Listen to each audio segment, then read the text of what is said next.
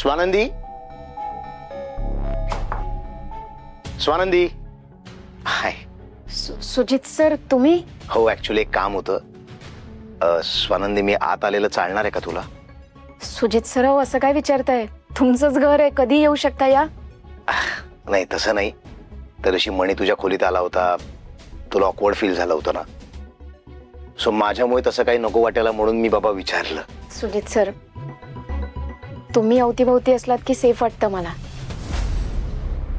आणि असले प्रश्न नका विचारत जाऊ. तुमचंच घर आहे, कधी येऊ शकता. प्लीज या आत या.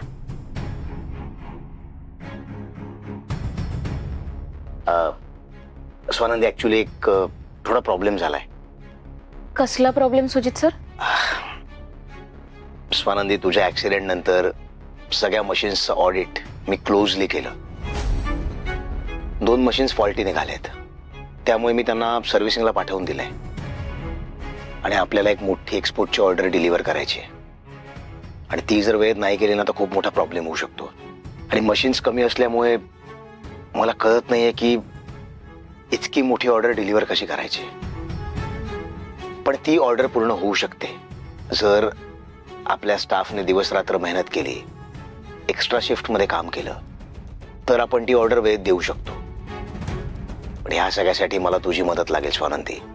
तू जितकं छान पद्धतीने समजावून सांगू शकतेस ना, तितकं मला नाही जमत. सो तू प्लीज आपल्या स्टाफला हे सगळं समजावू शकशील? हे बघ, तुझ्या इतकं चांगलं समजावणं वगैरे मला नाही जमत स्वानंदी.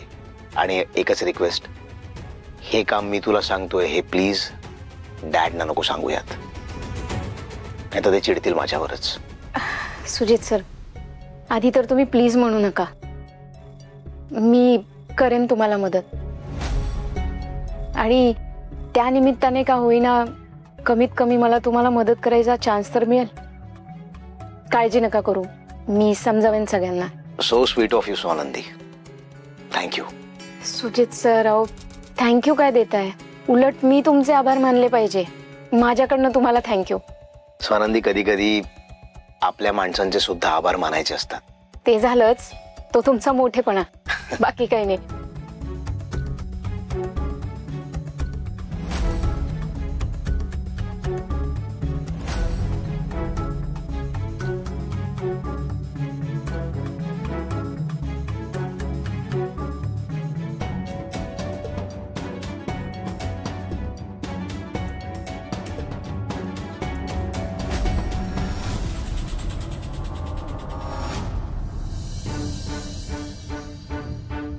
काका, मी डिस्टर्ब केलं का तुम्हाला? नाही नाही, जरा बोलायचं होतं मला. आहेत का 2 मिनिटं? हा बोल ना. काका, आय एम सॉरी मी तुम्हाला हा प्रश्न विचारतेय, पण मला सांगा ना, ती स्वानंदी या घरात अजून किती दिवस राहणार आहे? नाही म्हणजे तुमचा नक्की प्लॅन काय आहे? आपल्याला फक्त पेपर्सवर सिग्नेचर्स हव्यात ना. मग मी काय म्हणते, आपण ज्या सिग्नेचर्स घ्यायच्या आहेत त्या लवकरात लवकर घेऊयात. काहीच प्रॉब्लेम नाही ना त्यात. म्हणजे आपण त्या स्वानंदीला घराबाहेर काढू शकतो. तिला इतकं सहन करायची गरजच नाहीये. झालं तुझं. ह्या घरामध्ये कधी कोणी काय करायचं ह्याचे निर्णय मी घेत असतो. तू कधीपासून निर्णय घ्यायला लागलीस तनिषा? काका अरे बघ तनिषा, तुला जे काही सांगायचं होतं ते तू सांगितलंस, मी ऐकूनही घेतलं. ओके, त्या स्वानंदीचं जे काही करायचं आहे ते मी माझ्या पद्धतीनं आणि वेळेनुसार करणार आहे. तू अजिबात काळजी करू नकोस.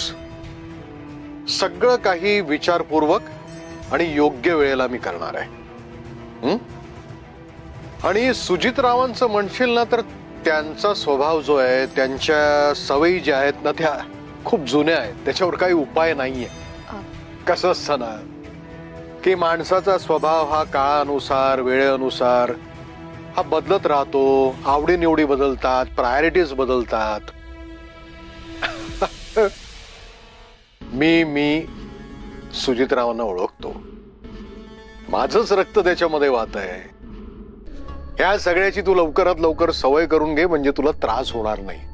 काय काका पण. आणि तनिषा, तू मला प्रश्न विचारण्याच्या पूर्वीच मी तुझ्यावरती एक महत्वाची कामगिरी सोपवणार आहे. जमेल ना तुला? काका कसली कामगिरी? सांगतो, ऐक.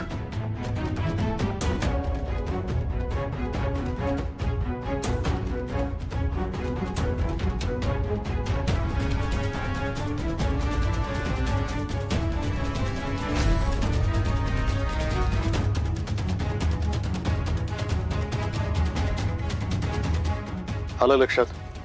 हो.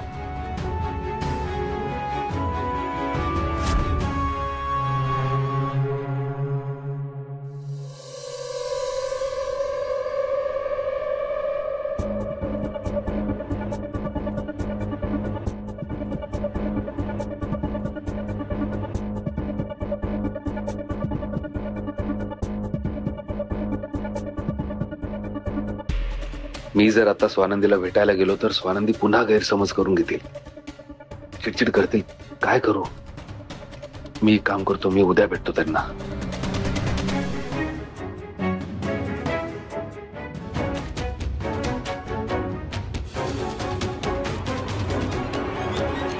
काय म्हणी सर, कुठं चाललात?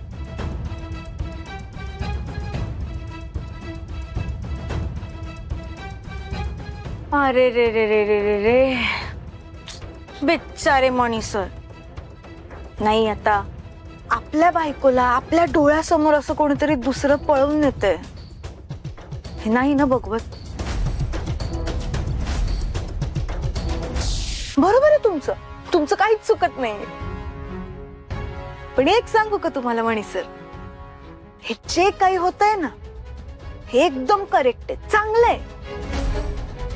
हो, माझी लाडकी बहीण चूक सुधारते हो ती तिची. आता मागच्या यायला तिचं लग्न ठरलं होतं सुजित सरांसोबत, जेवढे पैसेवाले आहेत, श्रीमंत आहेत. आणि झालं कोणासोबत? तर तुमच्या सोबत, आश्रिता सोबत.